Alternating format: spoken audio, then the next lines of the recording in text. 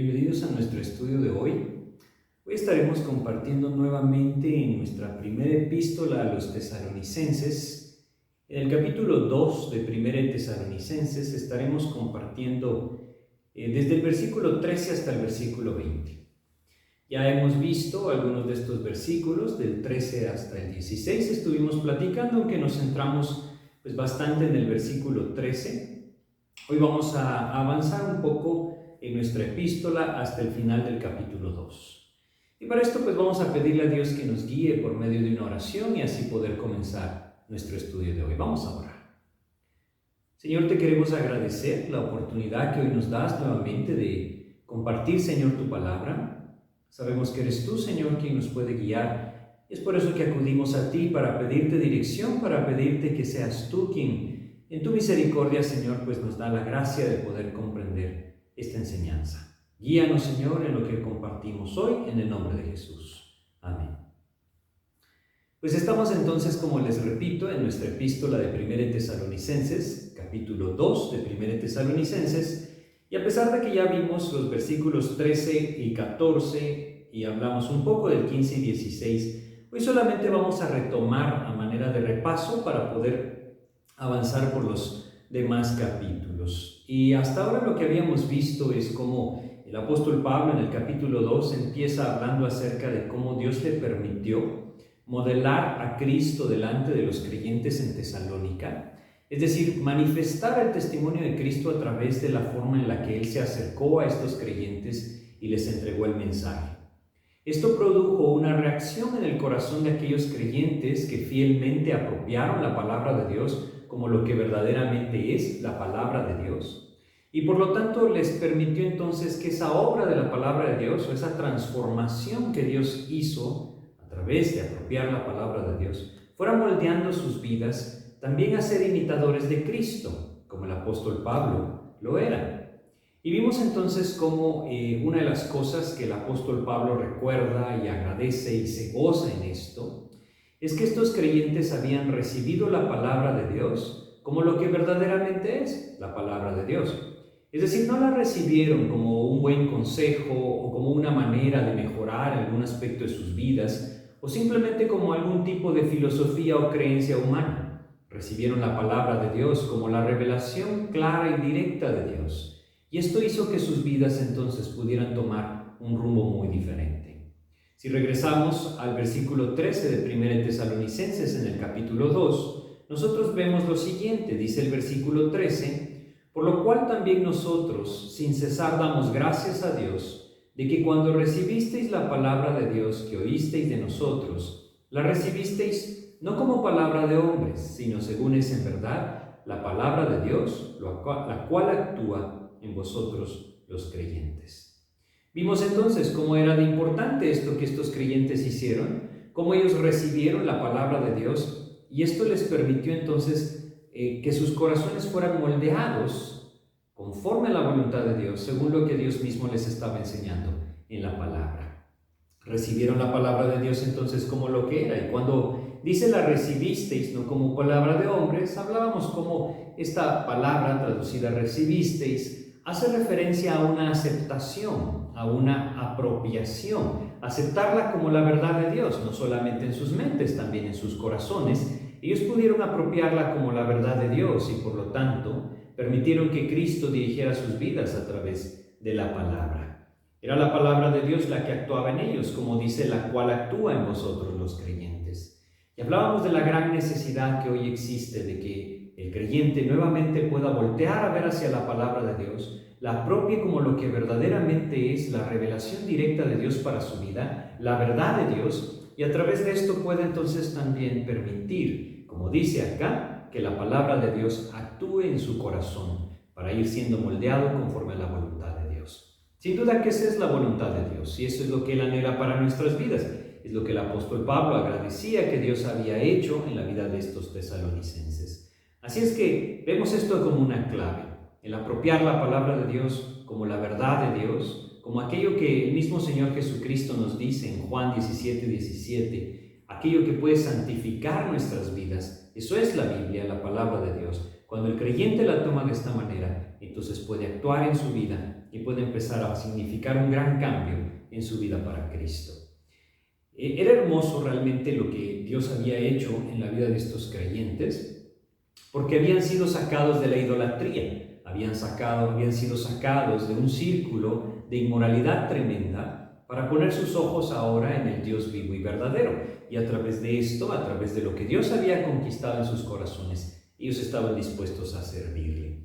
Así es que si continuamos leyendo, versículo 14 ahora de 1 Tesalonicenses 2 nos dice: porque vosotros, hermanos, vinisteis a ser imitadores de las iglesias de Dios en Cristo Jesús, que están en Judea, pues habéis padecido de los de vuestra propia nación las mismas cosas que ellas padecieron de los judíos. Realmente esto era lo que los unía, ¿no? Es algo interesante y algo que nosotros necesitamos prestarle atención. Ellos eran hermanos en Cristo y tenían un lazo que los unía. Ese lazo que los unía era el sufrimiento por el nombre de Cristo. Es algo que nosotros lastimosamente no vemos hoy de forma clara o directa, aunque quizá lo empecemos a ver a través de la misma persecución que el verdadero cristianismo está padeciendo. Es decir, un maestro de la Biblia decía que el sufrimiento es el cemento que une la vida de los creyentes en todo el mundo. Pero nosotros hoy estamos viviendo, me parece, el final de una etapa de comodidad en la iglesia. Y digo final porque pareciera ser que la persecución directa hacia el cristianismo y los principios de la palabra de Dios está despegando. Pero necesitamos comprender esto, necesitamos entender que durante mucho tiempo la iglesia ha estado dentro de comodidad, es decir, el cuerpo de Cristo, el grupo de creyentes en todo el mundo, ha experimentado cierta comodidad, cierta holgura, y esto lastimosamente ha dado lugar a que las verdades claras y directas de la palabra de Dios se hagan a un lado, como esta, como la verdad clara y directa de que el sufrimiento por el nombre de Cristo une la vida de los creyentes. Hoy vivimos un tiempo distinto, hoy vivimos realmente consecuencias de la falta de sufrimiento en la iglesia. Y no quiere decir con esto que cada uno de nosotros en lo personal no padezca o no tenga algún tipo de sufrimiento en su vida.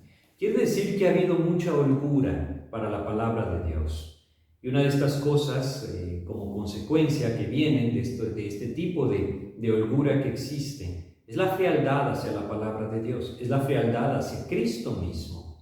Si nosotros vamos a Deuteronomio, vamos a leer en el capítulo 32 de Deuteronomio, versículo 15, ahí vemos un versículo que Dios nos dice acerca de lo que sucedería en el pueblo de Israel. Vamos a leerlo. Deuteronomio 32, versículo 15 dice: pero engordó Jesurún y tiró coces.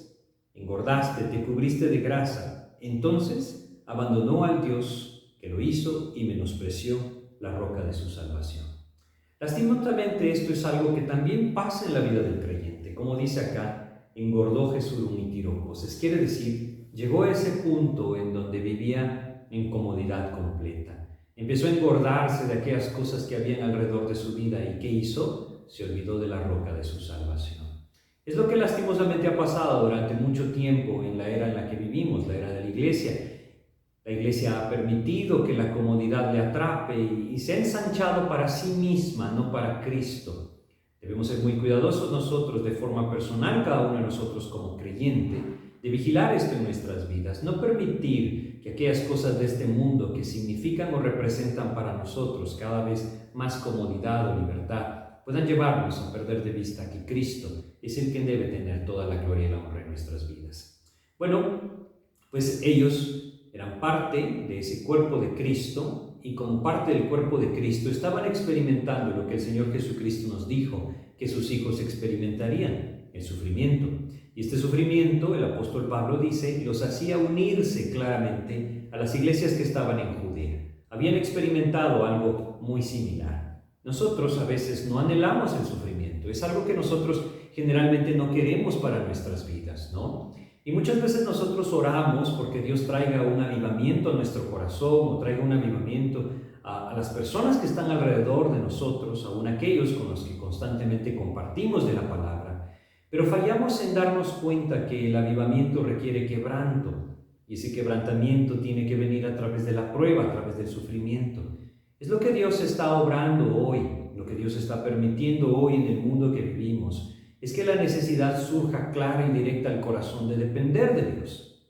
Siempre podemos tomar el camino equivocado y corremos el riesgo de basarnos o apoyarnos en nuestra propia sagacidad, en nuestra propia justicia o en nuestra propia prudencia y buscar la manera de ser librados de la tribulación que no sea de rodillas humillados delante de Dios. Eso haría que el propósito de Dios no se cumpliera en medio del sufrimiento. Por eso es que cualquier cosa que hoy estemos viviendo como creyentes, persecución, sufrimiento o ataques de parte del mundo, debemos entender que el único camino es doblar nuestras rodillas, humillar nuestros corazones delante del Señor y clamar a Él.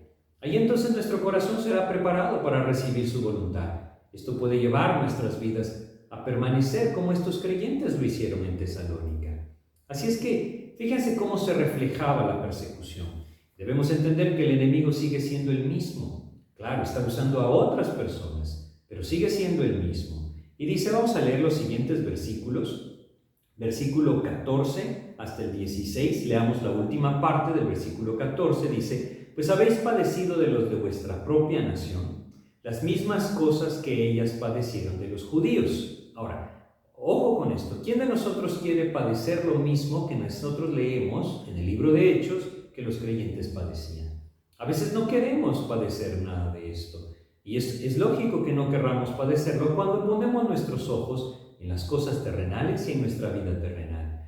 Pero Dios siempre nos habla en su palabra que en el momento que nosotros no podemos, es cuando genuinamente podemos poner nuestros ojos en Cristo. Y es lo que sucedió con estos creyentes. Es lo que el mismo apóstol Pablo había experimentado. Por eso él dice claramente, allá en la epístola de 2 Corintios capítulo 1, que cuando tuvo sentencia de muerte sobre sí mismo, entonces pudo confiar solamente en Dios. Está en los versículos 9 al 10. Bueno, entonces veamos, les decía, la persecución. ¿En qué se reflejaba la persecución? Versículo 15. Los cuales mataron al Señor Jesús y a sus propios profetas, y a nosotros nos expulsaron y no agradan a Dios. Fíjense lo que dice, está nombrando la persecución. Y se oponen a todos los hombres, impidiéndonos hablar a los gentiles para que éstos se salven. Así colman ellos siempre la medida de sus pecados, pues vino sobre ellos la ira hasta el extremo. Fíjense entonces las cosas que señala. Primero dice, mataron a Cristo. Esto es lo primero que hicieron, es lo que el enemigo puso en sus corazones, lo que él sembró en los corazones del enemigo, de los enemigos de Cristo, y lo que entonces ellos buscaron hacer, quitarle la vida al Mesías. Ahora, debemos entender lo siguiente, el que estaba detrás de todo esto era Satanás. Y lo mismo que movió su corazón para rebelarse inicialmente en contra de Dios, es lo mismo que él sembró en el corazón de estas personas para levantarse en contra de Cristo. Si nosotros vamos a Marcos, capítulo 15 de Marcos, y leemos acá el versículo 10, Marcos capítulo 15, versículo 10, aquí veremos nosotros cuál fue la razón que el enemigo puso en el corazón de estos hombres para entregarle a Cristo. Marcos capítulo 15, versículo 10, dice lo siguiente, dice acá, porque conocían que por envidia le habían entregado los principales sacerdotes. ¿Recuerdan ustedes desde el inicio lo que surgió en el corazón del enemigo de nuestras almas, de Satanás, el adversario? Fue el querer ser igual a Dios. Él vio todo aquello que Dios tenía bajo su poder y la envidia movió su corazón. El orgullo fue algo que potencializó por completo su rebeldía. Pero él quiso poner en el corazón de los judíos lo mismo que él había sentido en su corazón y por lo cual se había rebelado en contra del plan perfecto de Dios, la envidia. Debemos ser muy cuidadosos con esto en nuestras vidas, pero también debemos entender que esta es la razón por la cual el enemigo persigue y ataca a aquellos que viven fielmente para Cristo. Si continuamos, veamos lo otro que menciona, dice que mataron al Señor Jesús y luego dice que mataron a los profetas, mataron a sus propios profetas. Esto es algo que nosotros también leemos y es algo que a lo largo de la historia del pueblo siempre fue una característica. La oposición hacia Cristo viene así. Quiere primero acabar con todos aquellos que traen la palabra de Dios. Y es ahí en donde, si nosotros estamos buscando a Cristo y buscando compartir la palabra de Dios con otras personas que estén dispuestas a escuchar, Debemos ser muy cuidadosos en aquello que el enemigo presenta delante de nuestras vidas, porque el blanco sobre el cual el enemigo tiene hoy sus ataques principales es en la vida de aquellos que comparten la palabra de Dios. Es por eso que lastimosamente vemos tantas cosas que parecieran ser decepcionantes en cuanto a aquellos que enseñan la palabra de Dios. Dios anhela que nuestras vidas estén siempre bajo su escrutinio y que nosotros podamos depender completamente de Él. En Lucas capítulo 11, versículos 49 al 51, el Señor nos menciona esto, Lucas 11, 49 al 51, acerca de lo que harían o lo que hacían a los profetas. Dice lo siguiente, Lucas 11, 49 al 51. Por eso la sabiduría de Dios también dijo: les enviaré profetas y apóstoles, y de ellos a unos matarán y a otros perseguirán, para que se demande de esta generación la sangre de todos los profetas, que se ha derramado desde la fundación del mundo, desde la sangre de Abel hasta la sangre de Zacarías, que murió entre el altar y el templo. Así os digo que será demandada de esta generación. Lo que Dios nos dice es que Él está viendo todo. Es algo que debe también alentar nuestros corazones y entender que nada se escapa de la mano y el poder de Dios. Él es el que está haciendo todo, el que está velando porque su justicia se lleve a cabo. Un día su justicia se manifestará y la ira de Dios vendrá sobre aquellos enemigos de nuestras almas, sobre los enemigos de Cristo. Su voluntad es que cada hombre proceda al arrepentimiento, pero aquel que le rechaza, pues no tiene otro camino más que la ira de Dios sobre su vida. Así es que debemos entender que la persecución también vendrá a nuestras vidas. No solamente mataron a los profetas, hay algo bien importante que menciona el versículo 15, dice, y no agradan a Dios. No agradan a Dios. Ahora, hoy vemos muchas cosas que parecen ser buenas, ¿sí? Es decir, hay un movimiento muy fuerte acerca del pensamiento humano, o podríamos llamarle de mejor manera el humanismo, que es como el hombre puede salvar al hombre. De alguna u otra manera, la confianza de las personas está siendo puesta en el mismo hombre y lastimosamente quitándola de su propio creador, Dios mismo. Nosotros debemos entender que nadie puede agradar a Dios si no pone su fe en el Hijo, en Jesucristo. Ninguno puede honrar al Padre si no honra al Hijo. Es lo que nosotros leemos en Juan capítulo 5, versículo 23. Juan capítulo 5, versículo 23 nos dice: para que todos honren al Hijo como honran al Padre. El que no honra al Hijo no honra al Padre que le envió.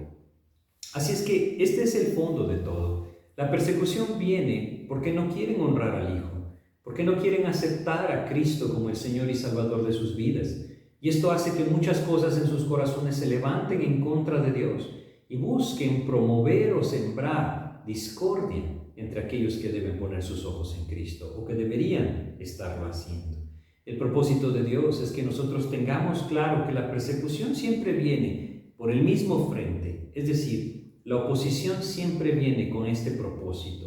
Lo que menciona al final este versículo 15, y se oponen a todos los hombres, y el versículo 16 agrega, impidiéndonos hablar a los gentiles para que éstos se salven.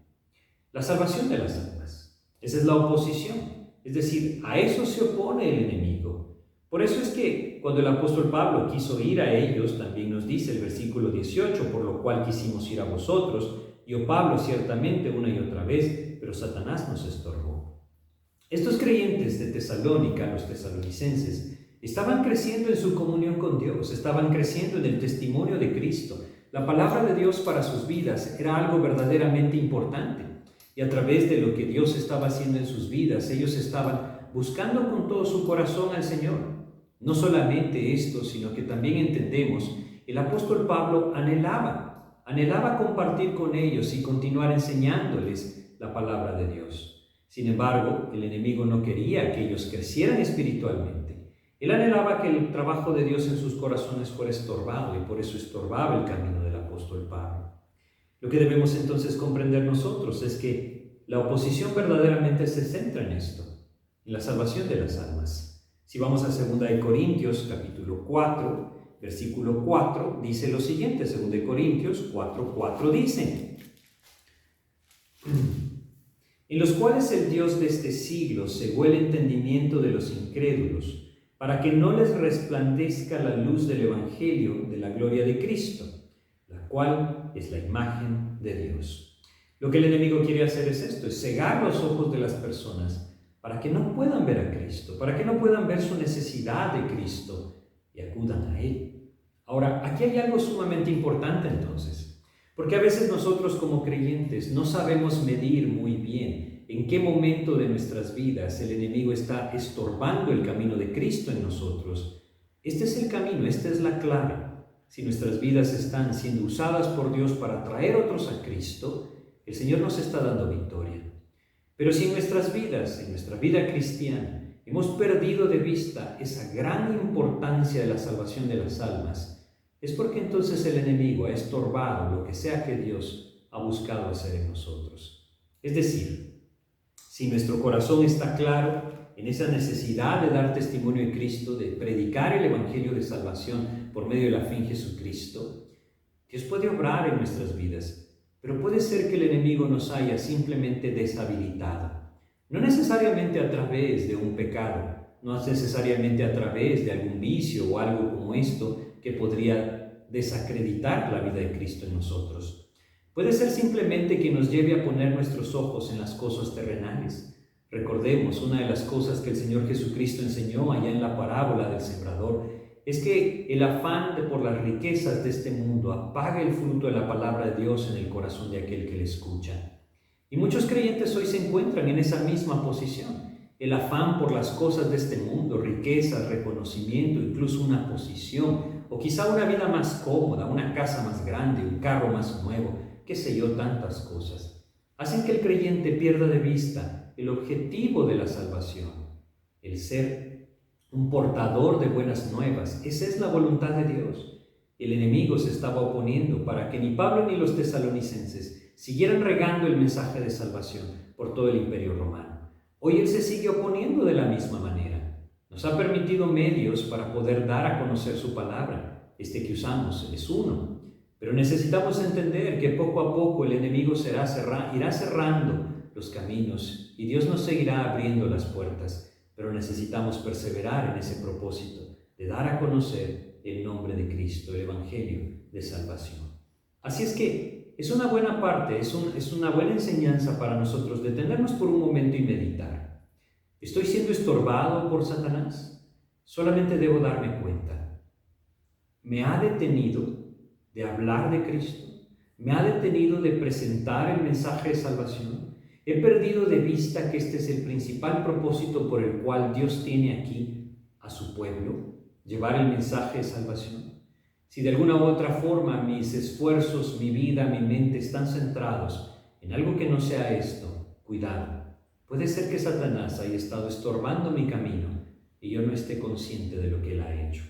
El apóstol Pablo lo estaba, los tesalonicenses lo estaban, porque sus corazones eran fieles para el Señor. Anhelaban seguir compartiendo el mensaje de salvación y Satanás les estaba estorbando. Así es que nosotros también debemos ser muy cuidadosos con esto y estar atentos a aquello que Dios anhela en nuestras vidas. Pero también hay algo sumamente importante, lo que termina diciendo el versículo 16. Sigue diciendo, así colman ellos, es decir, aquellos que se oponen a Cristo, siempre la medida de sus pecados, pues vino sobre ellos la ira hasta el extremo. Lo que nosotros debemos entender es lo siguiente: un día vendrá el juicio. Es algo que muchas veces nosotros perdemos de vista, pero lo que el apóstol Pablo está enseñando acá es que la copa de la iniquidad está siendo llenada. Es decir, cada vez se va agregando y agregando y agregando el pecado, aquella copa que lo contiene. Un día se rebalsará y entonces la ira de Dios se derramará y el juicio de Dios vendrá sobre este mundo pecador. A través de Cristo, cada uno de nosotros es librado a través de la fe en Jesucristo. Y si alguno de ustedes que me escucha no ha puesto su fe en Jesucristo, también puede ser librado. Pero debemos entender eso, debemos entender claramente que un día el juicio vendrá. Y a través de lo que el Señor nos dice, Él nos dice que el enemigo ya ha sido juzgado. Es solo cuestión de tiempo que ese juicio se manifieste y la ira de Dios dé la retribución al pecador. Por supuesto que el anhelo de Dios no es que el pecador se pierda. Su anhelo es que el pecador se vuelva a Él y que pueda venir al conocimiento de Cristo y encuentre salvación a través de la fe en Jesucristo. Es por eso que Él dio la vida de su Hijo y manifestó el amor de una forma grande, maravillosa, al dar la vida de su Hijo a a cambio de la nuestra. Pero nosotros también debemos reconocer que tristemente hay muchos que le rechazan a Él, voluntariamente lo hacen, y a través de esto colman la medida de sus pecados, como dice el apóstol Pablo. Un día el juicio vendrá, porque el enemigo ya ha sido juzgado.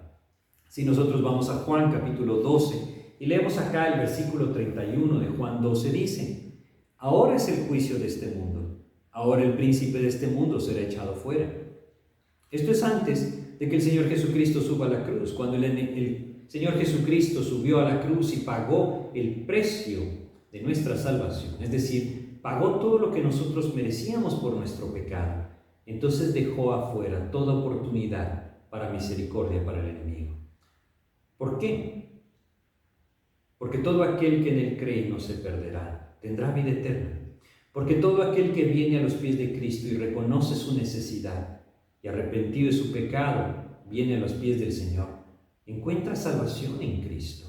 Es a través de la fe en Jesucristo que el hombre puede ser salvo. El enemigo le rechazó. Y todo aquel que le rechaza está rechazando el camino de salvación. Esto es lo que el apóstol Pablo explica, pues vino sobre ellos la ira hasta el extremo. Así es que nosotros debemos entender, un día el juicio se derramará, y si vamos a Apocalipsis, capítulo 20 de Apocalipsis, versículo 10, leemos ese momento en que el juicio alcanzará al enemigo. Dice Apocalipsis 20:10, y el diablo que los engañaba fue lanzado en el lago de fuego y azufre, donde estaban la bestia y el falso profeta, y serán atormentados día y noche por los siglos de los siglos. Este es el fin que le espera al enemigo de nuestras almas, a Satanás. Y es ahí en donde nosotros debemos comprender cómo Dios nos está llamando a una vida distinta, una verdadera vida distinta, una vida en el poder de su Hijo, de Cristo mismo, quien pagó nuestros pecados para que nosotros podamos ser librados del juicio venidero. Lo que entendemos entonces es que el apóstol Pablo les está diciendo a estos tesalonicenses, cómo ellos fueron parte del cuerpo de Cristo, imitadores de las iglesias que estaban en Judea, al padecer el sufrimiento por el nombre de Cristo. Pero también les recuerda, no se olviden, Dios lo ve todo, un día el juicio vendrá, y aquellos que se oponen al camino de Cristo recibirán la retribución que su pecado merece. Es algo que debe hacer temblar al pecador. Pero bueno, lastimosamente el pecador no lo ve como la verdad de Dios. Nosotros que lo entendemos como la verdad de Dios, debemos poner en nuestros corazones esto con un único propósito: suplicarle a Dios por la salvación de las almas y llevar el mensaje de salvación a donde Dios nos permita, a las personas que no le han escuchado o no le conozcan, orar por ellos y presentarles el mensaje de salvación. No olvidemos, eso es lo que el enemigo intenta detener en la vida del creyente, a lo que él se opone, pero esa es la voluntad de Dios. Así es que si nosotros continuamos un poco, vemos cómo el apóstol Pablo les alienta a perseverar. En medio de toda esa persecución, en medio de todo lo que el enemigo estaba haciendo, el apóstol Pablo les alienta a perseverar. Les alienta a poder perseverar en la esperanza del regreso de Cristo. Y empieza en el versículo 17 haciéndoles ver su anhelo de compartir con ellos. Pero nosotros, hermanos, separados de vosotros por un poco de tiempo, de vista, pero no de corazón, tanto más procuramos con mucho deseo ver vuestro rostro. Es una manera clara y directa de manifestar el amor que había en el corazón del apóstol por los creyentes en Tesalónica. Él les dice: anhelo con todo mi corazón verlos. Qué hermoso poder encontrar en Cristo ese amor fraternal de esta manera. Un amor que une a los creyentes a través del poder del Espíritu de Dios en sus vidas. Esa es la voluntad de Dios. Eso es lo que Dios quisiera que nosotros, cada uno de nosotros, experimentar en la llenura de Cristo en nuestras vidas. Él estaba separado de ellos, dice acá, separado de vosotros por un poco de tiempo. El apóstol Pablo lo veía como un aspecto familiar. Antes, en el capítulo 2, vimos cómo se compara a él mismo como la mamá que da de comer a su hijo, ¿no? Como lo decía en el versículo 7 del capítulo 2, la nodriza que cuida con ternura a sus propios hijos. En el versículo 11 lo veía él como que él era el padre buscando, procurando el bien de sus hijos, así como también sabéis de qué modo como el padre a sus hijos exhortábamos y consolábamos a cada uno de vosotros.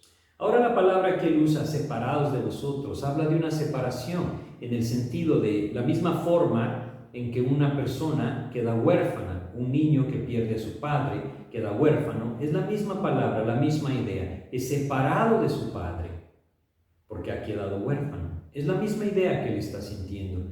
Él dice, me he quedado sin mis hijos. Esa es la percepción que él tiene. Y qué hermoso corazón entonces el que manifiesta. Él les veía con ese amor. No hay otra razón más que el amor para poder ver a los creyentes así. Dios anhela que nosotros podamos crecer en esto. Y la única manera es que el Espíritu de Dios lo ponga en nuestros corazones. En 2 Corintios, capítulo 11 de 2 Corintios, versículo 2, el apóstol Pablo habla de ese celo que él tenía por los creyentes. Y dice, porque os celo con celo de Dios, pues os he desposado con un solo esposo para presentaros como una virgen pura a Cristo. Él dice, os celo con celo de Dios, es decir, anhelo vivir en esa intimidad, en esa comunión con ustedes, al igual que con Jesucristo. Dios anhela que esto sea parte de nuestras vidas, pero debemos comprender lo que estuvimos viendo antes, es decir, son cosas que van ligadas. Ese sufrimiento que estos creyentes estaban experimentando, el sufrimiento que el apóstol Pablo había experimentado y seguía experimentando estando en Corinto, los hacía a ellos unirse en un mismo sentir, en un mismo anhelo de esperar el regreso de Cristo, en un mismo anhelo de sentirse protegidos por el Señor, de buscar ese refugio en Cristo, en su palabra, y que otros pudieran conocer la salvación por medio de la fe en Jesucristo. Así es que debemos comprender que esto es también lo que Dios anhela en nuestras vidas. Necesitamos empezar a prestar más atención a su palabra, ¿no? Empezar a quitar nuestros ojos de este mundo que nos rodea y quizá empezar a quitar nuestros ojos de aquellas cosas que siempre hemos buscado y entender que hay una eternidad que está delante. Que el regreso de Cristo sin duda cada día se acerca más, el regreso de Cristo por su iglesia. Dios anhela que nuestros ojos estén puestos en esto. Así es que el apóstol Pablo les decía, yo anhelo estar con ustedes porque les amo con el amor de Dios, les amo con el amor de Cristo, tengo celo de ustedes, es decir, tengo ese anhelo de que ustedes vivan fielmente y tengo ese deseo de que no sean estorbados por alguien más. Eso es lo que él decía. Pero vemos por qué no pudo ir, versículo 18, por lo cual quisimos ir a vosotros, yo Pablo ciertamente una y otra vez, pero Satanás nos estorbó. Fíjense qué importante esto. Nuevamente volvemos a lo mismo. Así como había estorbado al apóstol Pablo en otras regiones para que los gentiles no escucharan el mensaje de salvación y pudieran encontrarse con Cristo, así ahora estaba estorbando que el apóstol Pablo no pudiera regresar a Tesalónica para seguir edificando y enseñando a los creyentes en la palabra de Dios. Ahora, esto no ha cambiado. Sigue siendo lo mismo. Satanás sigue oponiéndose al trabajo de Dios, sigue oponiéndose a todo aquello que glorifica a Cristo. No solamente la salvación, como platicábamos antes, es decir, oponerse a que otros puedan conocer a Cristo a través de nuestras vidas, sino que también se opone a la edificación del creyente, se opone a todo aquello que glorifica a Dios y que trae crecimiento espiritual al creyente. Satanás intentó estorbar. Dice acá, fíjense cómo dice, pero Satanás nos estorbó. Esta palabra estorbó realmente puso una barrera. Eso significa, como cuando un ejército bloqueaba un camino y no permitía que nadie pasara por ese camino, eso es lo que él está describiendo. Satanás puso una barrera para que yo no pueda ir donde ustedes están. Más adelante regresó, Dios le abrió la puerta, en el tiempo indicado, Dios se lo permitió. Pero lo que debemos entender es que debemos tener nuestros ojos bien abiertos a lo que el enemigo está buscando hacer. Porque muchas veces actúa de forma sutil, no necesariamente pone una barrera delante de nosotros para que no podamos avanzar hacia algún lugar donde Dios nos está enviando de forma clara. Muchas veces solo estorba el corazón de cada uno de nosotros, llamando nuestra atención hacia cosas que son secundarias, incluso a cosas que deliberadamente vienen del mundo. Hay creyentes que pierden su vida por buscar el éxito en este mundo y se olvidan de Cristo. O de alguna otra forma tienen a Cristo como algo secundario en sus vidas. El éxito profesional, el éxito deportivo, el éxito en muchos ambientes de su vida, económico, de negocios, lo que sea. Es el primer objetivo y Cristo se vuelve algo secundario. Lo que Dios anhela es que entendamos que muchas de estas cosas pueden estar siendo la barrera que Satanás pone en nuestras vidas para que no vengamos a esa edificación en Cristo y otros no puedan conocer a Cristo. Así es como el enemigo trabaja. Una de las cosas que Dios nos deja en su palabra es un pasaje que nos habla de cómo debemos estar preparados, vestidos con una armadura que Dios nos ha preparado. Está en Efesios capítulo 6, y si empezamos leyendo el versículo 13 dice: por tanto, tomad toda la armadura de Dios para que podáis resistir en el día malo, y habiendo acabado todo, estar firmes. Continuamos leyendo: estad pues firmes, ceñidos vuestros corazones con la verdad, y vestidos con la coraza de justicia, y calzados los pies con el apresto del evangelio de la paz. Sobre todo tomad el escudo de la fe, con que podáis apagar todos los dardos de fuego del maligno, y tomad el yelmo de la salvación y la espada del Espíritu, que es la palabra de Dios, orando en todo tiempo con toda oración y súplica en el Espíritu. Bueno, esta es la armadura que Dios nos describe, y es algo muy sencillo que nosotros debemos entender. Simplemente la verdad, la palabra de Cristo. Es algo que debe estar constantemente en nuestras vidas. A través de ella Dios puede dirigir nuestras vidas hacia su verdadera voluntad. La vida del creyente nunca debe ser dirigida por corazonadas, nunca debe de ser dirigida por sus sentimientos, debe ser dirigida por el Espíritu de Dios, claramente manifestando la dirección de Dios a través de la palabra. Es la verdad de Dios, la justicia de Cristo. El enemigo intentará acusarnos acerca de aquellas cosas que nosotros mismos reconocemos no nos harían aptos para vivir para Cristo. Pero debemos entender que la justicia de Cristo ha sido puesta en nuestra cuenta a través de su sacrificio y resurrección. 2 Corintios 5:21 nos enseña esto. Otra cosa que necesitamos es lo que hemos visto hasta ahora en esta epístola de Tesalonicenses: el Evangelio, llevar el Evangelio de salvación.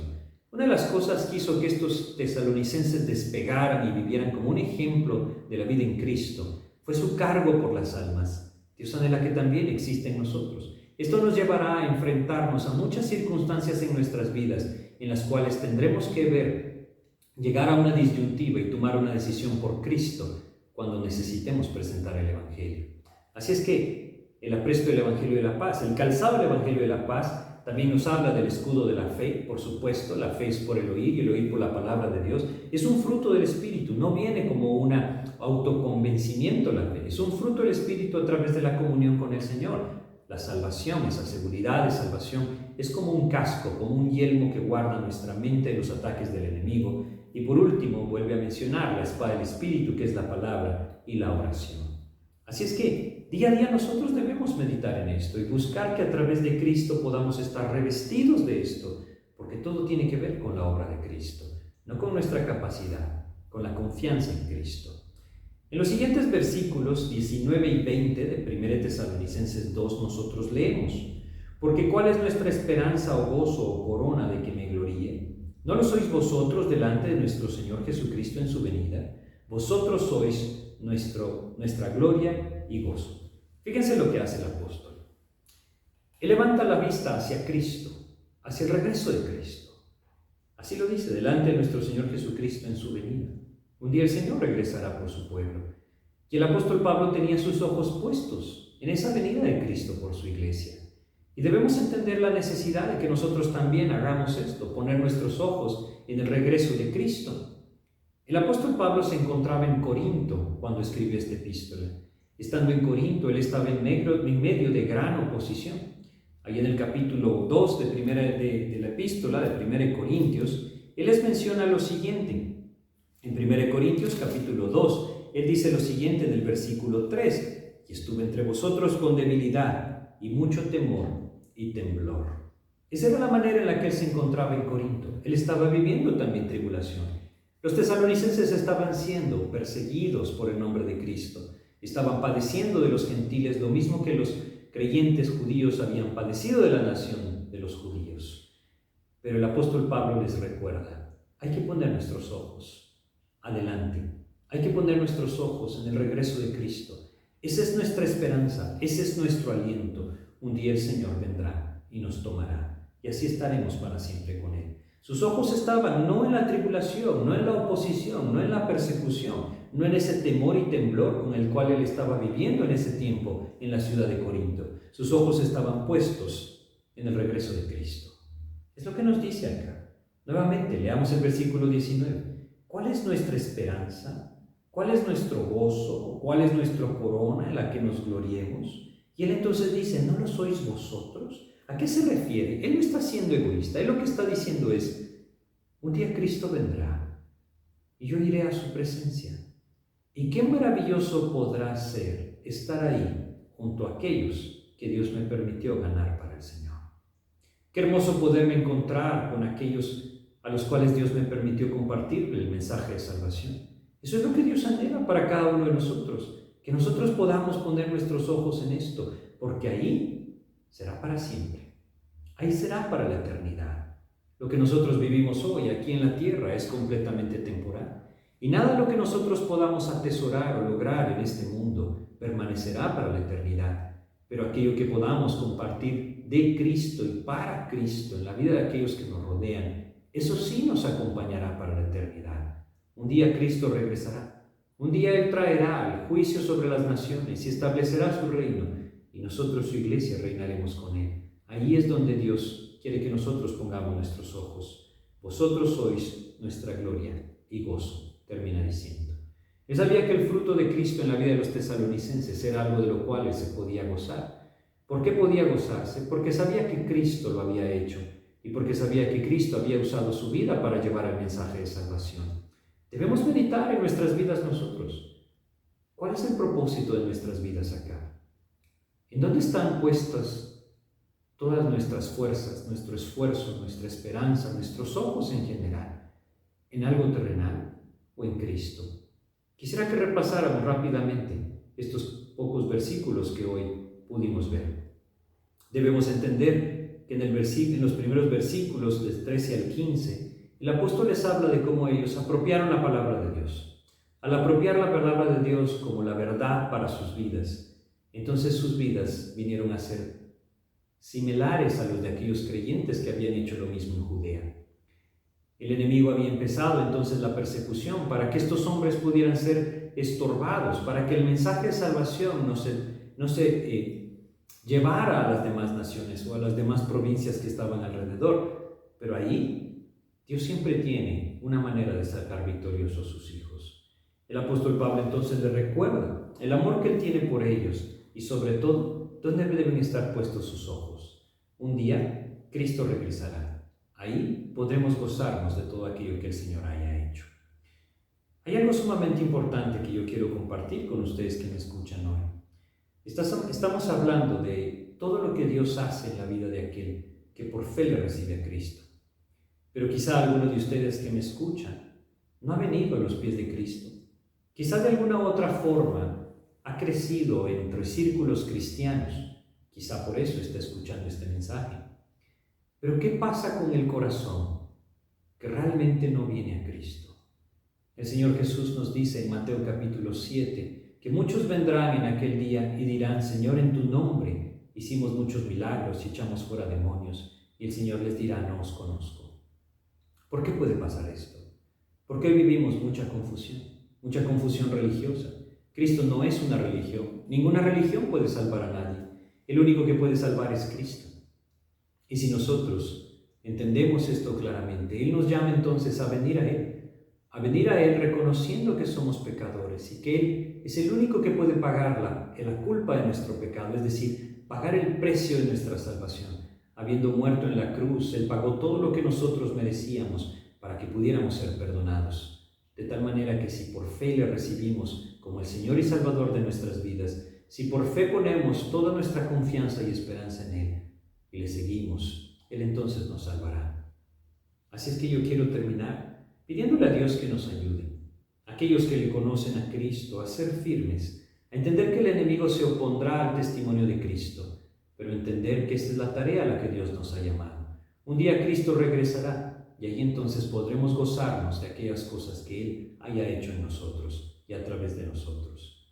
Pero también quiero terminar haciendo una oración para que si alguno de ustedes que me escuchan no está seguro, no está claro de que alguna vez haya venido a Cristo y le haya abierto su corazón para pedirle que le salve, también lo pueda hacer.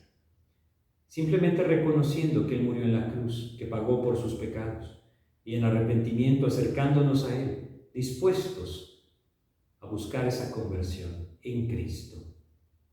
Así es que vamos a orar. Señor, queremos darte gracias, Señor, porque a través de tu palabra tú nos hablas con toda claridad tu verdad. Hoy, Señor, queremos rogarte tu ayuda, porque reconocemos que la oposición del enemigo es algo que nosotros seguimos experimentando. Ayúdanos, Señor, si hemos perdido de vista esa necesidad de salvación, si hemos permitido que el enemigo nos estorbe, quizá con cosas que han atrapado nuestros corazones, nuestro interés, nuestro esfuerzo. Ayúdanos, Señor. Ayúdanos a entender que el único propósito de estar donde estamos es la salvación de las almas, que el único propósito de hacer lo que hacemos es la salvación de las almas, y que si de alguna otra forma estamos buscando otro rumbo para nuestras vidas, sin prestar atención al trabajo de tu palabra, a tu obra, Señor, líbranos de dar pasos fuera de tu voluntad. Ayúdanos, pues, Padre, a buscarte a ti. Y, Señor, hoy también quiero venir delante de ti y reconocer que mi pecado me separa de ti. Ya no quiero estar más lejos de ti, Señor. Y es por eso que hoy yo te pido que me perdones. Yo reconozco que tú moriste en la cruz por mis pecados. Te quiero buscar, te quiero servir. Perdóname, Señor. Cubre mi culpa, sálvame. Te lo pido creyendo en ti, en el nombre de Jesús. Amén, Señor. Pues muchas gracias por su atención. Espero que haya sido de edificación. Que Dios les bendiga.